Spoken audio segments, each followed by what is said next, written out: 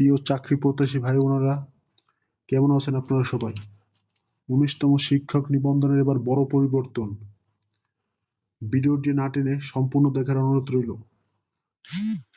১৯তম শিক্ষক নিবন্ধনের বড় পরিবর্তন স্কুল ও কলেজ পর্যায়ে সাধারণ জ্ঞান বিষয়টি থাকছে না।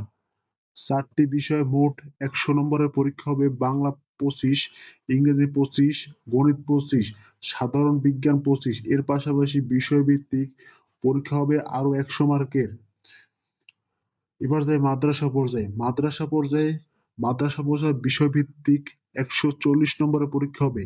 জেনারেল অংশ হবে মাত্র ৬০ মার্কের, যেখানে থাকবে বাংলা ১৫, ইংরেজি ১৫, সাধারণ জ্ঞান ১৫, গণিত ও সাধারণ বিজ্ঞান মোট ১৫। পাস মার্ক সব পর্যায়ে স্কুল ১, স্কুল ২ ও মাদ্রাসা পাস মার্ক নির্ধারণ করা হয়েছে ৮০। লিখিত পরীক্ষা থাকছে না। এবার প্রথম বিগত ১৮টি নিবন্ধনের বিপরীতে ১৯তম নিবন্ধন কোনো লিখিত পরীক্ষা নেওয়া হবে না। শুধুমাত্র উম শুধুমাত্র ভাইবা পরীক্ষা উত্তীর্ণ হলেই প্রার্থী সরকারি নিয়োগের জন্য যোগ্য হবে। সমস্ত ভিডিও আপডেট পেতে আমাদের চ্যানেলটি সাবস্ক্রাইব করে পাশে থাকবেন।